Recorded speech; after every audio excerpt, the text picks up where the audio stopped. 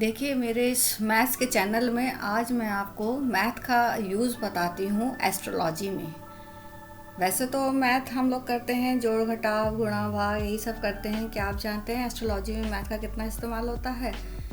ये जो हमारी हथेली है, इसका आकार आपका व्यक्तित्व बता देता है, आपकी पर्सनालिटी कैसी है उसके बारे में बता देता है। आपकी हथेली आयताकार है, वर्गाकार है, छोटी है, बड़ी है, उससे आपकी पर्सनैलिटी के बारे में पता चलता है। आपका अंगूठा और आपकी जो ये पहली उंगली, जिसे तर्जनी उंगली कहते हैं, इसके बीच जो कोण बनता है, कोण का मतलब होता है कि 90 से ज़्यादा है या 90 से कम है या 90 डिग्री का है। तो ये आपकी प्रवृत्ति बता देता है कि आपकी प्रवृत्ति क्या होगी, आप सतोगुण हैं, तमोगुण हैं या रजोगुण हैं। और जो आपकी जो उंगलियां होती हैं, आपकी जो फिंगर्स होती है, उनके बीच की जो दूरी होती है, ये आपके नेचर को बता देता है कि आपका नेचर क्या है। चलिए आइए जानते हैं इसका इस्तेमाल, मैथ्स का इस्तेमाल इन एस्ट्रोलॉजी। मैथ्स की एस्ट्रोलॉजी जानने से पहले थोड़ा सा ये जानिए कि जो हमारी जो उंगलियां हैं, ये मैंने यहाँ कुछ लिखा हुआ है, ये सब इनको रीड करिए। जैसे पहली उंगली तर्जनी पे जुपिटर लिखा हुआ है, दूसरी सैटर्न की है, तीसरी सन की है, सूर्य की जिसे कहते हैं, और चौथी उंगली मरकरी की है, इसे बुध की उंगली कहते हैं। अंगूठे के पास वाला जो एरिया होता है वो वीनस शुक्र का पर्वत कहलाता है, और अंगूठे के दूसरी साइड का जो एरिया होता है वो चंद्र का पर्वत कहलाता है।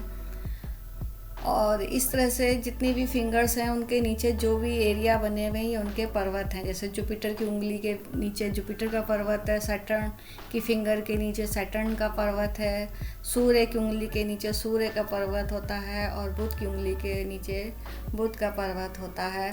और बीच में हमारा जो हथेली का जो बीचों बीच हिस्सा होता है ये मार्स का एरिया कहलाता है, मंगल का क्षेत्र।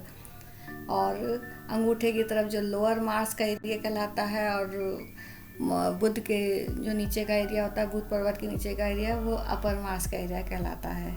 आइए आगे बढ़ते हैं।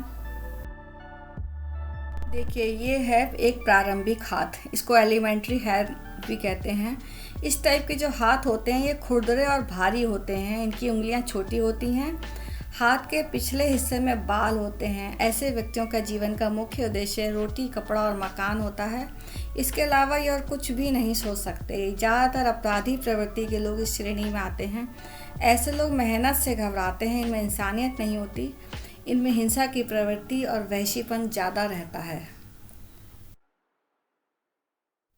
देखिए ये अगला जो हमारा हाथ आ रहा है यह यूज़फुल हैंड, इसे कर्मठ हाथ भी कहते हैं। इस टाइप के जो हाथ होते हैं ये लंबे होते हैं। आगे का हाथ फैला हुआ होता है, उंगलियों के सिरे फैले हुए होते हैं। हथेली मांसल होने के साथ कठोरता लिए हुए होती है। ऐसे हाथ वाले व्यक्तियों की खासियत होती है जीवन के जिस क्षेत्र में भी ये प्रवेश करते हैं उसी में अपने को सफल बना लेते हैं। ऐसे मनुष्य कभी भी बेकार नहीं बैठते। ये व्यवहारिक बहुत होते हैं, किसी के मामले में दखल नहीं देते और ना ही अपने मामले में किसी का दखल चाहते हैं। ऐसा हाथ ऊपर तथा नीचे का भाग इनका वर्गाकार होता है। इनके नाखून छोटे और चौकोर होते हैं। ये बहुत अच्छा हाथ कहलाता है। छोटी मोटी कठिनाइयों से इस ऐसे हाथ वाले नहीं घबराते दूसरों की भलाई के चक्कर में, लेकिन ये अपना नुकसान भी कर बैठते हैं। ये आर्थिक रूप से संपन्न होते हैं।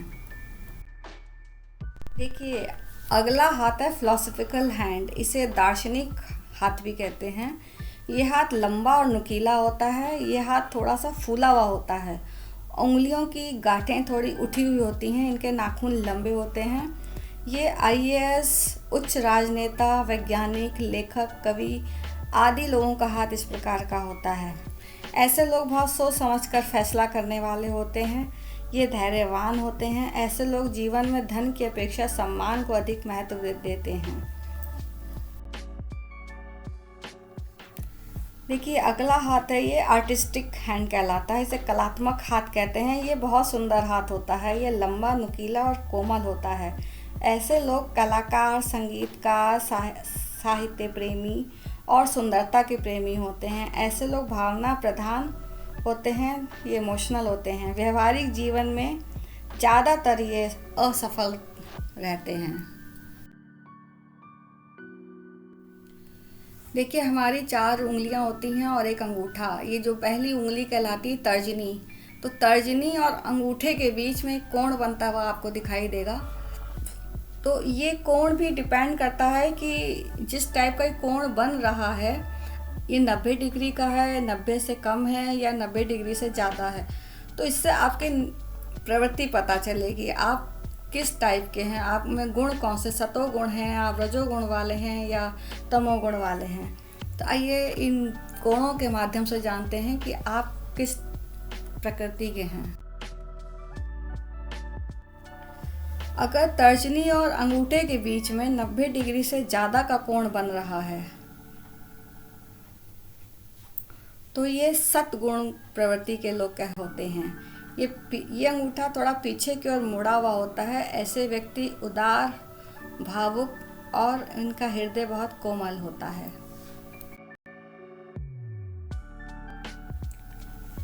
अगर ये आपका तर्जनी और अंगूठे के बीच में समकोण बन रहा है तो ऐसे व्यक्ति रजोगुण वाले होते हैं। इनकी प्रवृत्ति राजसिक प्रवृत्ति होती है, पीछे की ओर ये अंगूठा नहीं मुड़ता। ऐसे लोग कर्मवादी होते हैं, प्राण जाए पर वचन ना जाए, इस टाइप की जो नीति होती है उसका ये पालन करते हैं। इनमें प्रतिशोध की भावना बहुत ज़्यादा होती है। ये समझौते के सिद्धांत के विरोधी होते हैं। मतलब ये कहने का है कि जिसमें ये 90 डिग्री का कोण बनता हुआ दिखाई दे रहा है तो समझ लीजिए ये समझौता नहीं कर सकते हैं।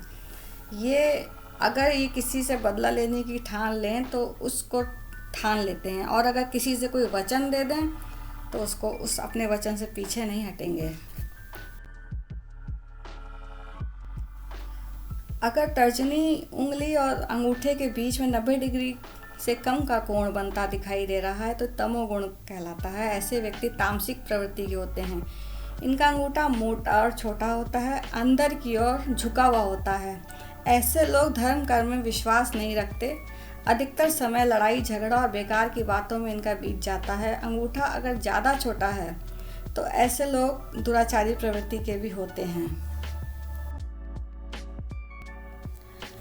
देखिए, हम लोगों के हाथ जो होते हैं उनके पर्वतों पे कुछ निशान भी पाए जाते हैं।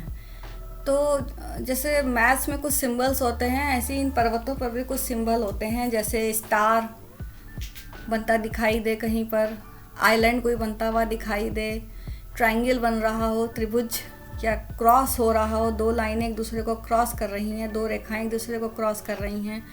किसी हथेली के किसी पोर्शन पे, किसी लाइन पर या किसी पर्वत पे कोई स्पॉट बनता हुआ दिखाई दे रहा है। कोई ग्रिल बनी है, मीन्स जिसे कहते हैं जाली बनी दिखाई दे रही है। लाइनें आपस में एक दूसरे को काटती हुई दिखाई दे रही हैं, जाली बन रही है। या हाथ में किसी पर्वत में किसी जगह पर कोई स्क्वायर बन रहा है या कोई सर्किल बनता हुआ दिखाई दे रहा है। तो इससे जो है, जो हम लोग फलादेश करेंगे उसमें फ़र्क आ जाएगा, उसमें बहुत ज़्यादा फ़र्क आएगा। जैसे हमें दिख रहा है कि हाँ, ये लाइन हमारी जो भाग्य रेखा बहुत अच्छी जा रही है, पूरा शनि पर्वत तक पहुंच गई, बहुत अच्छे से चली है, और लेकिन बीच में कोई स्पॉट आ गया या बीच में कोई क्रॉस आ गया। अगर हमारी जैसे जीवन रेखा होती है, लाइफ लाइन, अगर उसमें उस लाइन में कहीं क्रॉस बनता हुआ दिखाई दे रहा है तो ये अच्छा नहीं माना जाता, और अगर स्क्वायर बन रहा है तो ये बहुत अच्छा माना जाता है। तो ये फलादेश में फ़र्क आ जाता है इन चिन्हों के कारण। उंगलियों के बीच में जो गैप आ जाता है, जो दूरी बनती है, तो इससे हम किसी भी व्यक्ति के बारे में उसके विचारों को समझ सकते हैं कि ये कठोर विचार वाला है या क्षमा और दयाशीलता वाला विचार रखता है, या फिर लापरवाह टाइप का है, या फिर ये संकीर्ण विचारधारा वाला है। तो इन गैप के माध्यम से हम ये जानते हैं। अंगूठे और तर्जनी के बीच में अगर दूरी ज़्यादा है तो ऐसे व्यक्ति सद्गुण वाले होते हैं। ऐसे व्यक्तियों में दया, प्रेम, संयम, क्षमा आदि गुण होते हैं। इस टाइप के व्यक्ति बहुत अच्छे होते हैं। तर्जनी और मध्यमा के बीच दूरी अगर ज़्यादा है, ज़्यादा गैप है, तो ऐसे व्यक्ति स्वतंत्र विचारधारा वाले होते हैं, और अगर दूरी कम है तो ऐसे व्यक्ति संकीर्ण विचारधारा वाले होते हैं। मध्यमा और अनामिका के बीच अगर दूरी ज़्यादा है तो ऐसे व्यक्ति लापरवाह होते हैं, इनको ज़्यादा किसी की कोई परवाह नहीं रहती है। अनामिका और कनिष्ठा उंगली के बीच में अगर गैप ज़्यादा है तो ऐसे व्यक्ति कठोर प्रवृत्ति के होते हैं। ये मतलब हार्ड हार्टेड होते हैं, इनमें कठोरता ज़्यादा होती है। एक और बात बताना चाहेंगे कि यदि आपकी उंगलियों का झुकाव हथेली की तरफ है तो ऐसे व्यक्ति घर गृहस्थी को ज़्यादा इम्पोर्टेंस देते हैं, और यदि उंगलियों का झुकाव बाहर की तरफ है तो ऐसे लोग घर गृहस्थी को कम इम्पोर्टेंस देते हैं, ये सोशल ज़्यादा होते हैं। ऐसे लोग धन की अपेक्षा सम्मान को ज़्यादा अहमियत देते हैं। Thanks for watching. अगर आपको ये वीडियो पसंद आया हो तो लाइक शेयर ज़रूर कीजिए। चैनल पर नए हैं तो चैनल को सब्सक्राइब कीजिए। आपका ही चैनल है गणित अपना अपना।